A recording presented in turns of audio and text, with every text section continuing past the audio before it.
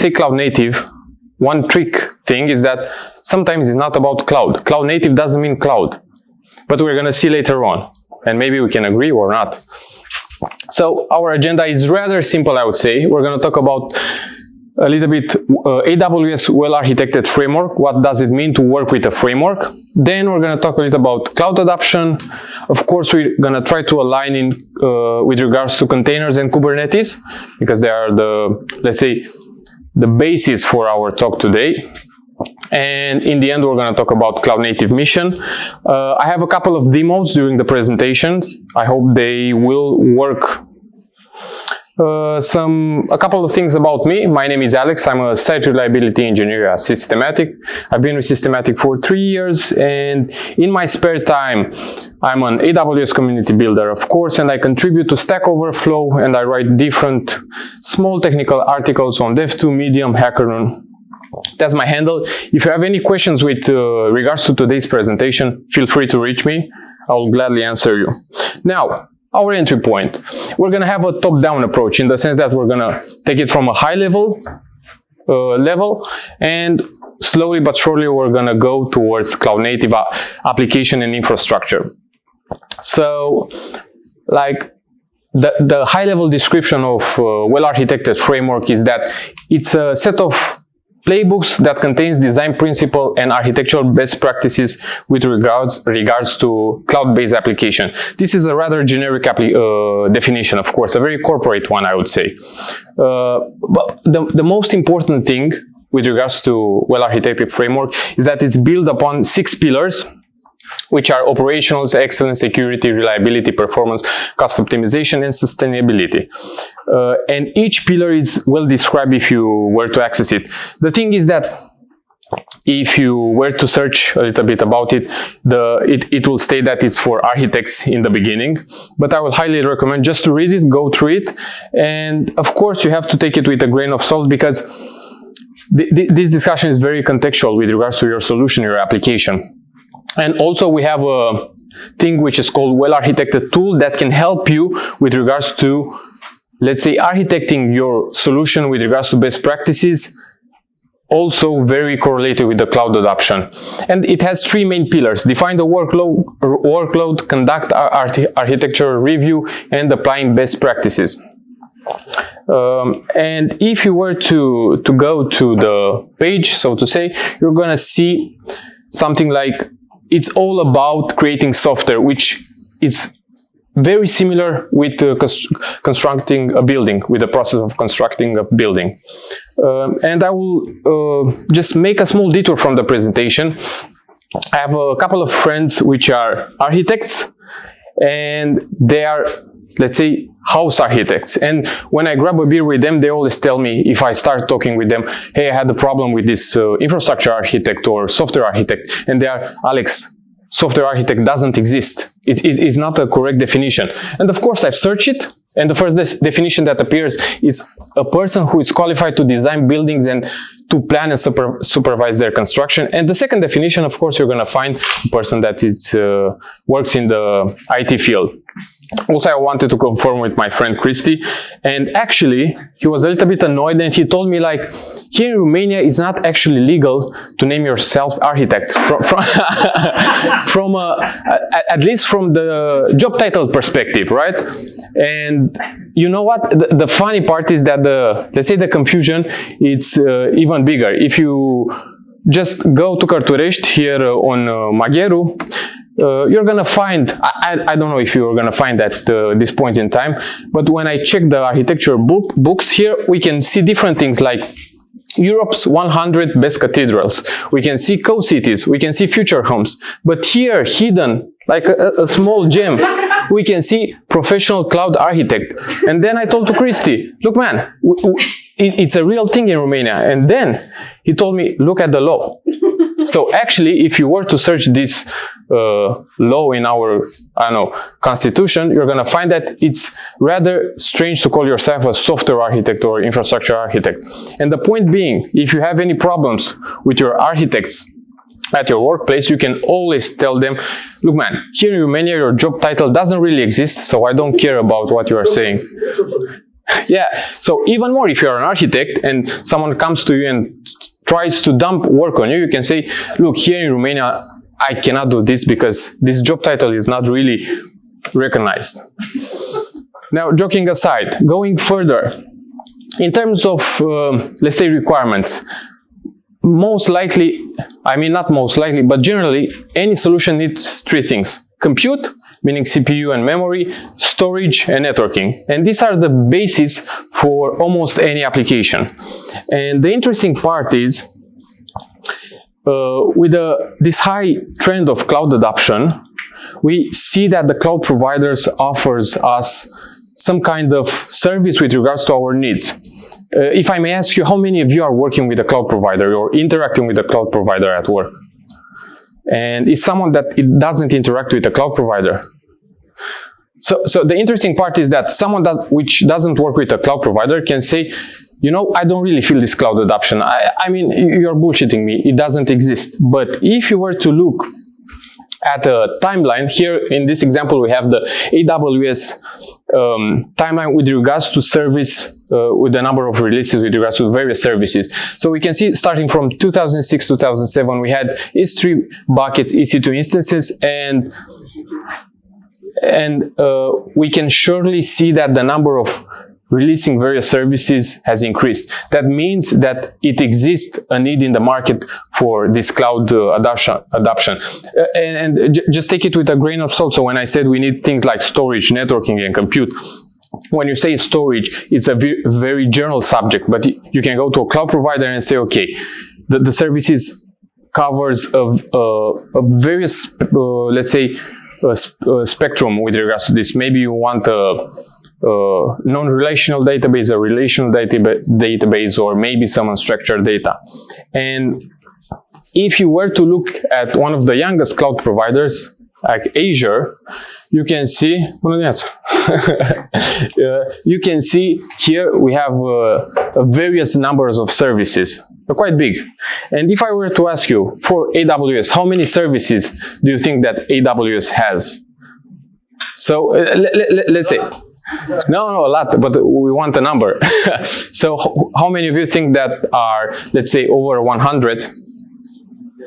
Okay, how many of you think that are over 200? How many of you think that are over 1,000? So I was curious and I searched on Bing, and here's the funny thing. Copilot answered me and told me like, yo, Amazon has 17,000 services and products, and if you were to search the official website, you can see that it has around 200 fully featured services. Point being that it's rather difficult to master all these services because they are very great in number. Now, when talking about cloud migration, because at a certain point, you're gonna achieve this, let's say, this skill.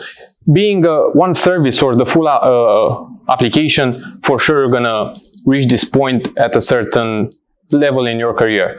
And from my perspective, I would say the focus needs to be on the user. Why? Because usually we tend to focus on things like the technical aspect, the services which are being used, or various, let's say, custom aspects for our application, but at the end, the user is the one which is important for us because he will use our solution.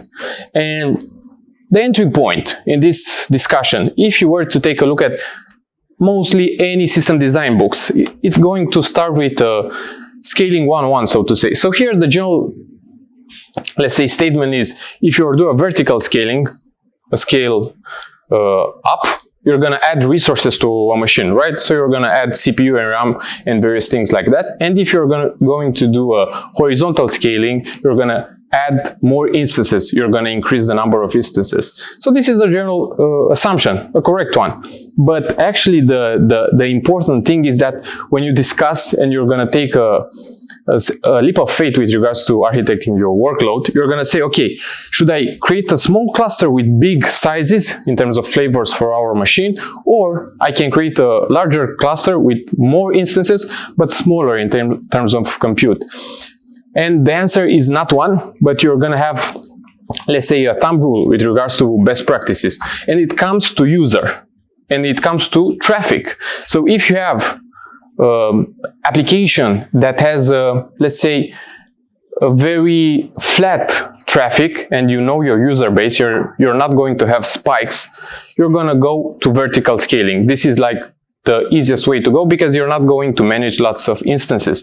But as soon as your user base increases and you're going to have spike in your traffic, you're going for sure for horizontal scaling. Why? Because first and foremost, with vertical scaling, you're going to reach a limit in terms of resources, right? You cannot vertical scale forever. And also you're not going to have failover and redundancy. So this is like the 101 of scaling. The discussion is very complex. And our next point is with regards to latency and throughput. I've seen it in various projects. These are like very difficult topics with regard to networking, but sometimes they are, let's say, misunderstood. Why? Because at the end of the day, it's also about users. So for those who don't know, throughput, it's related to the, let's say, the quantity of data that your system can compute in a certain period of time, can handle in a certain period of time, and this translates to the number of users that your system can accommodate. Usually it's measured in bits per second, megabits, or whatever. It's this is the unit of measurement. It's I don't know, in Romania cât de multe ține țeava. And if you were to go to the latency part, this is also with regards to your users, the delay that they are experiencing. So these are two measures that are very important. Now, as solutions, also if you go to like a system design book, you're going to see things like, okay, first and foremost, we're going to measure our network times with ping times. Of course, we're going to relate to CDN, Content Delivery Network, to serve our static content. And the point being, you have to know to place yourself with all these resources. So this is from an infrastructure point of view, so to say. And also, if you're going to the application point of view, you're going to start caching things, right? Caching data. And here, it's a big discussion. I mean, you can cache on your disk, you can cache in memory, you can cache even in your CPU L1, L2. And the thing here is that there's let's say, a famous chart with numbers we all should know.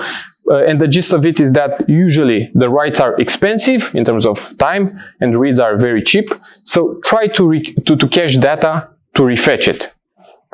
And as I said, this is a rather complex topic. But point being, if you go further, we can say that, okay, the flavor of all these things that we said have a certain distributed system flavor. That's the gut feeling. And truth being that all of us work in distributed teams. I mean, rarely you can see one team that it's in one place, in one building. I never see it. And we all seen the hype of microservices. Now, currently, I would say it's not the hype, but from my perspective, microservices are just a consequence of our distributed natures in terms of teams. Because we all know the definition in terms of microservices are loosely coupled services that can communicate via, I don't know, message broker, REST API, whatever. But the point being that we can have distributed teams that can work on various features, and they can release independently from other teams. And I've seen in some projects in which they had the stack for a microservices architecture, but from the business logic perspective, it was what is called a distributed monolith, because at the end of the day, when one team worked on a certain feature and deployed that microservices, actually we all were obligated to deploy the other microservices. So we actually did a deployment for all microservices to achieve a feature delivery.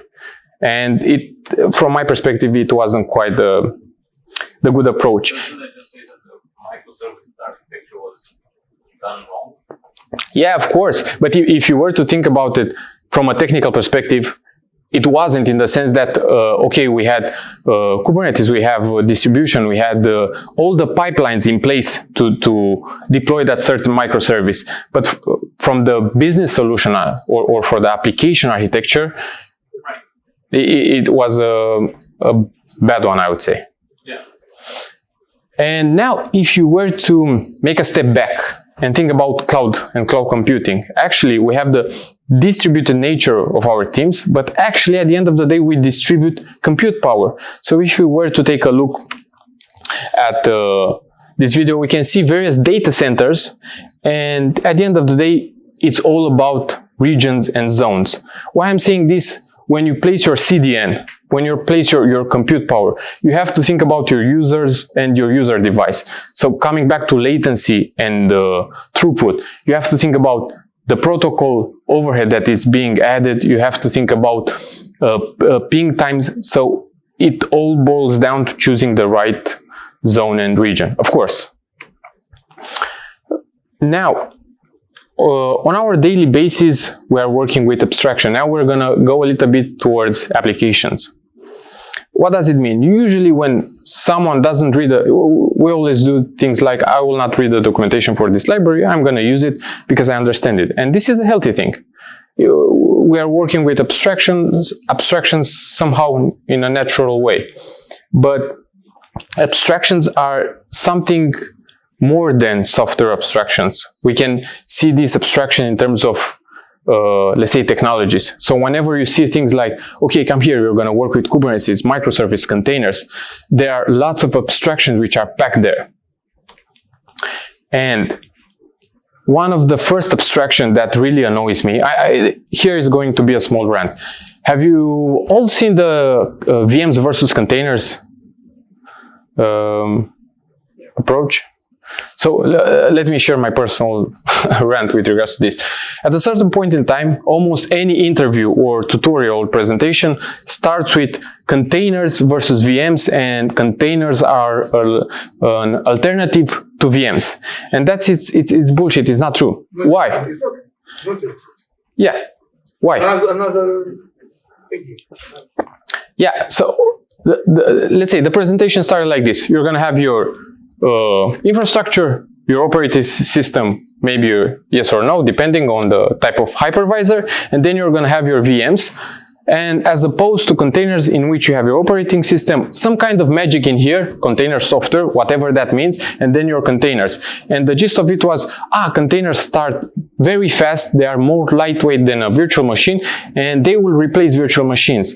But this is false, because if you're looking in your production environments, you're going to have containers on top of virtual machines. And another interesting thing, even in our computers, if you install things like a Docker product, in my case, actually, and I will show you later on, they ship a virtual machine behind the scenes. So you can run containers, so to say, on bare metal, but they lack elasticity and it doesn't make too much sense. Actually, containers are a fancy way to run processes. So, of course, you have the whole theory with the... The layer above virtual machines. Sorry? The layer above virtual machines. Yes. So, and if you were to think even more about it, the containers are working on a thing which is called shared kernel, right? Yeah. Meaning if I'm building an image for on a Linux distribution and I will ship it, you cannot run it theoretically on a Windows machine. But due to the virtual machine or hypervisor which is shipped behind the scenes, you can run it. So I would like for you to remain with this. Actually, containers are just processes, a fancy way to run processes, and that's it. We're going to see later on because I have a demo part.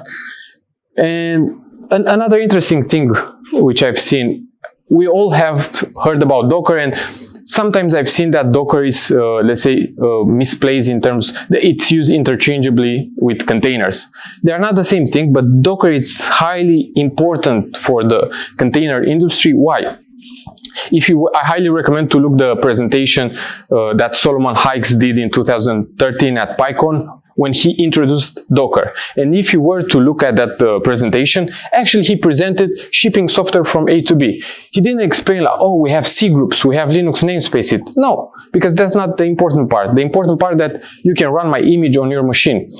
And of course, this is very similar with what Java did. Write once, build anywhere, something like that.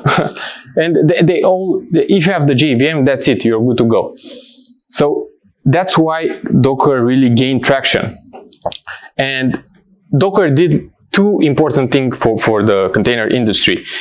he donated the low-level container runtime runc to and he established together with CoreOS the Open Container Initiative. This might be strange words, but they make sense on the long run. And in 2017, Docker donated its core container runtime containerd, which is another container runtime, to CNCF. So actually, we have a pack load of container runtimes on our machines, on our production machines also.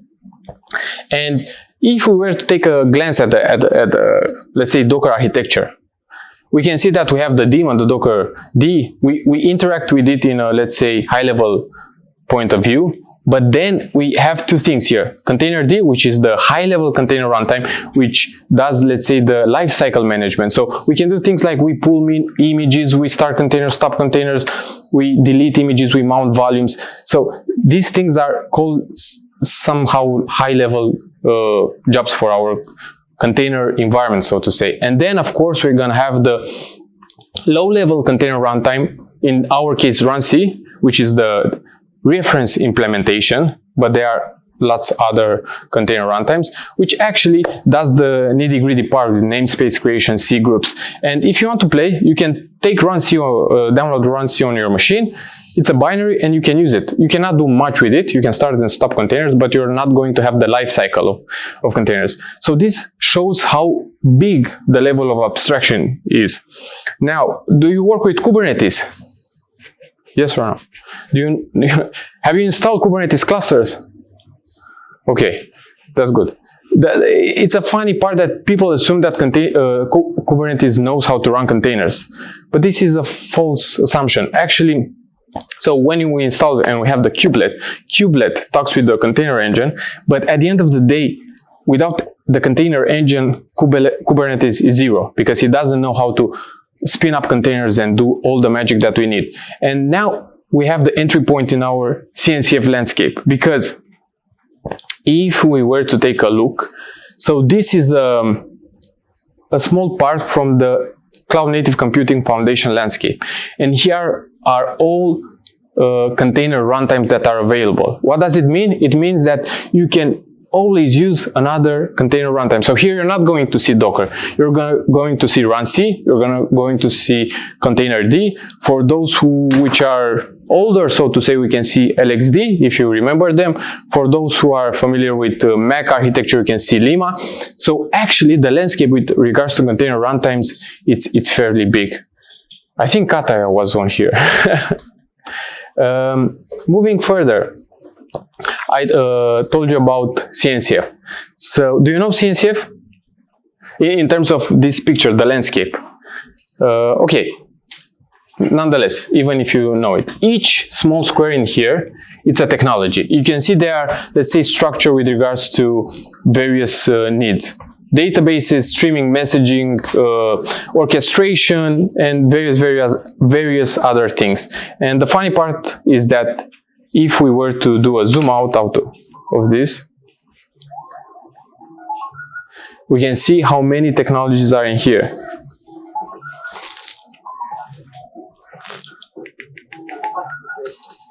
So the funny part is that I would say our job description is in here. You can name any technology, and that technology is in here. Today we're going to play a little bit with Kubernetes and Prometheus stack, but just to give you the sense of measures of this landscape, which is rather big. And also for those which are familiar with Kubernetes and might use various toolings with regards to Kubernetes, like kubecost, K9, sorry, kubeprompt. So there are various tools, kubeshell. These are just wrappers. I can show you later on how to build one. The gist of it, you have to understand what's behind the scenes. And also Kubernetes is a rather important part of the cloud native landscape. Let's have a demo, small demo. So I don't know from which part to take it. Okay. I told you we have a virtual machine shipped in here, right? I can show you this. So if I'm doing a top based on memory here, I can see that I have QEMU system. I didn't install QEMU on my machine. And maybe if I'm curious to see, okay, what's the command, how was it started, I can see that. So as you can see, Docker actually started QEMU behind the scenes. I didn't knew about it, so it was shipped with Docker product. And when I say Docker product, actually what we have on our machine, if we have Docker desktop, we have more than a container runtime. So I can do something like, let me show you Docker. Something like checking the default runtime, meaning the low-level one, and I can see I have runc on my machine, even though I didn't install runc. And if I want to see the bigger picture, so to say, I can see that I have containerd acting as my higher-level container runtime, and also I can see runc. Now, if we talked about containers, and I told you that containers are just a fancy way to run a process, I will show you exactly that. So, do you know Docker? Your response is rather important for me. Yes. Okay, who said yes? What does this command do? I'm joking. No, so basically here, just to reiterate, I will start a container, I'll remove it after it's stopped. This is the name that I will assign to my container. This is the image which I'm using, and I will pass these commands to the shell. I will override the CMD, right? And just to prove you, so the name of the container is sleep, right? If I do here, let's say a Docker PS, and I will take the names, and let's take the status also. I always see people that use Docker PS pipe grep. Don't do that. Docker has flags. And oh, I have too many. I will pipe it to grep. Sleep. No, I can use something else than grep right now. So I don't have any container which is running. And if I go here, so I will echo sleep in my container and make it make a process run for 10 seconds. It's in the foreground, so we can see here that it's run. And if I run this, I can see it sleeps for 4 seconds. I can do Docker logs on sleep. Let's see. I can see it sleeping. And guess what? As soon as the process inside the container stopped, the container stopped also. So actually, you package your application, you can package even a binary or a script. As long as you have one process which is running in your container, that's the important part. And also, but this is another discussion, make your containers, your images distroless. But we can have another talk about it. Cool. And now let's take a more, let's say, complex example. So, I have a small application, which is a Flask application. So it's a small script which is a web app that runs on server 5000. Let me open a browser. If you have any questions until now.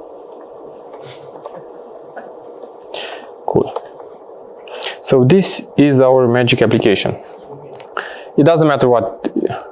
Bigger? You want to make it bigger? It doesn't do anything actually, the application. That was the demo. No, but so we've seen that I could start my application using the web framework, meaning Flask in out here. The next part is to make a container out of it, actually to make an image. I will not bore you with, let's say, building the image. So basically you're going to have a Docker file, and it's a simple one, actually a poorly written one, and I will build the image and push it to a registry, but this is not the important part. The important part is that I can run it. So how I'm going to start my image. So basically here, I will ship my image to someone else. That's the image, and I will run it and do a port to port 8081. Of course, it will take the foreground, and here if you go, this one doesn't work anymore, and the port is 8081. So I have my application here. Cool. Now, Now the next part is I would like to go to Kubernetes with my application because I have an image, I can deploy it. If I say Kubernetes imperative approach, it sounds familiar? Yeah. Yes. So when I say, so first and foremost, let me show you. I have a local cluster, which is provided by Docker Desktop, which has one worker and one master, is just one node. So we're going to do magic with this one. Now, when I say imperative deployment, basically I'm not going to use any YAML to deploy my application. I will just go and talk directly with my API and say, okay, create me a deployment object called web app. This is my image, and make 2 replicas out of it. So here, if I do, I will get the pods. Let me remove this one because I have some Prometheus thing. I can see that my application runs with 2 pods. Okay, so this is the endpoint. Just to reiterate a little bit. So this is the imperative approach.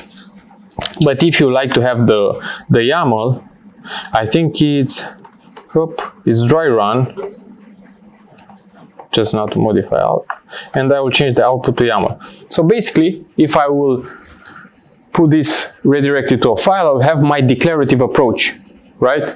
Meaning I can use the YAML to, let's say, deploy my application in the future. Now, our next thing is to make, if we want to expose our application, I hope it's not too heavy because this is just the beginning. I need a service, right, to talk with my application because I have a deployment that controls a replica set that controls some pods. So here I'll make a service. Now here, it's also an imperative approach. I'm not using any YAMLs. I will expose my deployment. Basically, I know that my application runs on port 5000, but I will use for my service port 55555. Okay? And also I will do a slick thing because I will need later on the service to be annotated. If you have any questions with regards to this, it's basically I'm adding some data to my service, right? And now the question is, okay, I want to access the service. By default, the service which I created is a cluster IP. So we can see this one. It's our web app service cluster IP. This means that I cannot access this service outside of my cluster, right? And for this, I will create a load balancer service. And it's the same approach. Here I have to mention that this is the name of my service type and the port I will use 8080. What does it mean? It means that now if I'm going to browser, on which port I can access my service? 5000. No, puppy, no 5000. 880. I did the load balancer stuff, right? And apparently not 8080. 8080. And let's see, now the demo doesn't work. So we have our load balancer, which runs on 8080. And, it works. Sorry. I think it didn't work. Yes, that's a fairly good observation. And now let's talk about our application and our day-to-day job. Now comes the interesting part. Because at the end of the day, we need to deploy stuff. We need to release features. So this is a very complex encrypted application, which does 2 things. One, you can view, you can view algorithm. That's nice, right? You can view another algorithm, and actually you can buy them. Nice. So this is a highly complex application, web application. So it needs a little bit of front end, but doesn't matter. Now, also, if I come here, I could do a Swagger for it, but I didn't have time. They told me, you have the metrics endpoint. Okay, and I believe them. Whoop. And guess what? I don't have the metrics endpoint. So the metrics endpoint, it's a feature that I would like to serve metrics for my application in order to know my users, right? Because I'm buying and viewing algorithms. And this is a feature that I need. And I will go. You update the image. You start the container with the image that contains metrics. Yes, but how? So the gist of it, the important part is usually So we can deploy our application in various ways. If you're going to cloud native, you might have GitOps, Flux, or different technologies. But myself, I really like to listen to music, maybe to have an interactive approach with regards to deployment. And I will use kubectl. Have you heard about fun deploy command? So this will be an interactive command, which will ask me each time, okay, what would you like to do? And I'll have some nice music in the background. So I can see the available namespaces. And I would like to work on the default namespaces. Or maybe I need to... And I would like to work on default. Okay, I can see here I have my web app. Nice. What I like to see? I like to see the image. I have version 1.0. Okay. I know that my feature is in the 1.1. So I will do a rollout. This is my image with .1. I would like to see the status. Okay, I can see that it's rolling out my application. That's nice. I will like to re-verify my image. That's .1, and I will exit. Oop. Now, the question is, now we should have metrics, right? Guess what? We have metrics. So this is another kind of deployment. If you understand the underlying structure, you can build your own tool, right? And why are these important? I don't know. I will take another technologies from the cloud, CNCF, because I talked about metrics. I'll use Prometheus. So CNCF is like a shopping store. You're going to get a technology, you're going to plug it in your system. And the important part is that they are open source technologies. So here, first and foremost, I need to see the IP of my service, because I did the cluster IP for my web app, and I need to modify my values for my Helm chart. I have Prometheus deployed in here, but I need to upgrade my Prometheus chart. Now, if you have any questions with regards to Prometheus, feel free to ask me. But basically, Prometheus is a technology that allows you to scrape metrics from your application. So we remember we have metrics. Now, I would like to access Prometheus. So it does that in a kind of, let's say, AI type of way, or it's very deterministic? It's deterministic.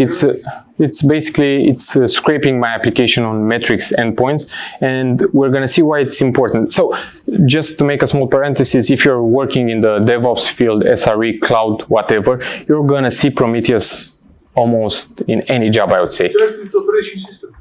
Sorry? It's interacting with the operation system. It's interacting with your application. So basically here, I deployed Prometheus beforehand, just to not bore you with all the process of deploying Prometheus. But what I would like to show you, if I'm doing a port for my prom on port 8088, and let's access it. Oop. This is Prometheus. It looks like this. And this is the tricky part. So here we have some metrics.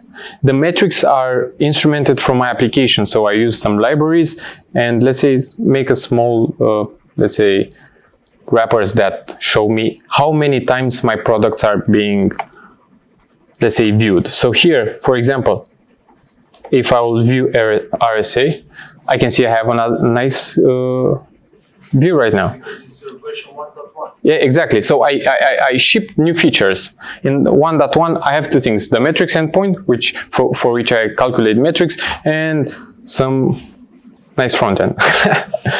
But the value, the value of it here. So now I'm playing. I'm viewing RSA. I'm buying it, whatever, different products.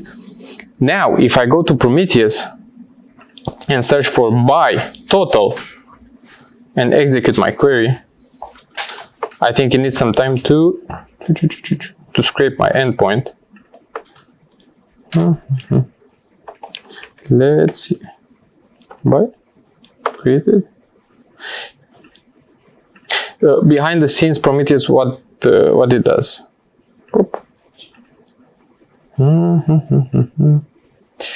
Let's see.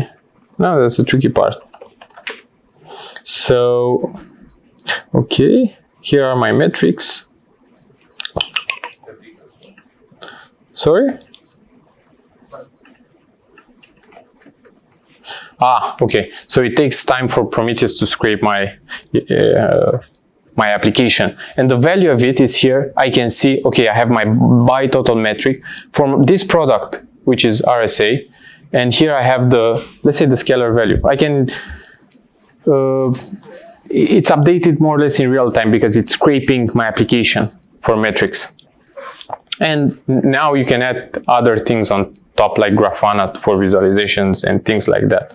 But basically what I wanted to show is that you can take any application, any, I don't know, binary, wrap it and play with it within a CNCF approach, CNCF landscape. So you don't really need any...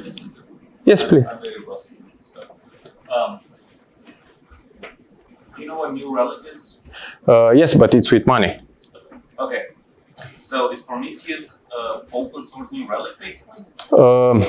It's an alternative to New Relic. So here in monitoring, you have to think in two ways. If it's a pool-based system, in terms of if I want to take metrics, I will pull it from your application, or do I need some agents to run on your system that will push the metrics to my system?